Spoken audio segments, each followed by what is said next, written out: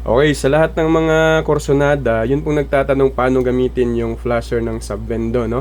So, ipapakita ko sa inyo at nang sa ganun ay makatulog po kayo ng maayos ngayong gabi. So, ito lamang po yan. Sample, meron akong ESP30, 82 pala to, 8266.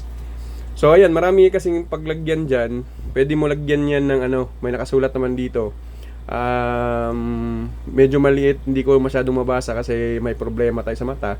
ESP8266, tapos kayo na pong bahala bumasa dyan. Basta, eto, ang gamit ko ay ESP 8266. So, dito ko siya ilagay. Dito, dyan, tapos, ayun. So, push ko lang siya. Tapos, pag power on natin, kailangan natin ng, eto, 5 volts, no? Ito ay charger ng anak ko, cellphone. So, dito ko lang siya ilagay. Ayan. Ayan, naka-power on na siya. So, ang maganda kasi dito, pwede nating ibulsa at pwede nating dalhin doon sa field. For example, may problema sa ating mga Subvendo. So, kahit doon, pwede tayong mag-flash. Hindi na natin kailangan ng laptop, computer, PC, or cellphone, no? Kasi nandito na po eh. So, ayan, ang mayroong mga button dito, dito lang natin siya i-push. Sample dito, ang nakalagay, kung makikita nyo po, ayan. So, upload firmware. Okay, ito yung okay banda. I-okay ko lang siya. Ayan. So, pag okay, makita nyo po dito yung flash ESP32, flash ESP12. Okay, so ang kailangan lang dito, i-push ko lang, i-down ko lang dito, banda. Down ko siya sa number 2. Dito tayo sa number 2. Tapos, click okay. Ito okay. Ayan. Okay, so, palpak, hindi nag-okay. Doon sa tayo sa taas, number 1. I-okay ko siya. Ayan, nakita ninyo. Sa number 1 pala.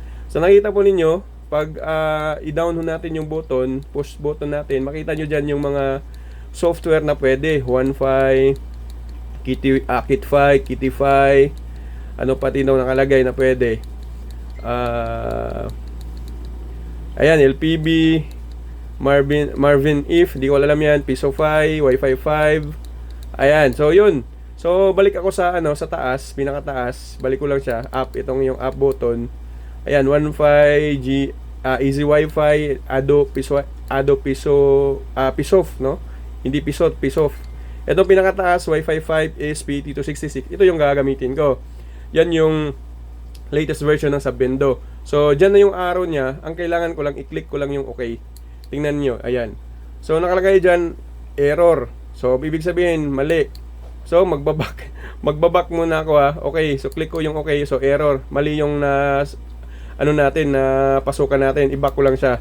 So, upload firmware again. Punta lang ako sa ESP dito sa number 2, click ko yung okay. Ayan, dito pala tayo sa number 2, mali yung number 1. At least matagal-tagal yung video natin. Ayan, so 1, click ko yung okay ha. Click ko yung okay. So, nakita nyo, confirm. So, click yes, okay. So, ayan. Magsisimula yan na yan ngayon ng ayan. Kita nyo? Di ba? So, pagkatapos nyan, okay na, pwede na natin gamitin. Ayan.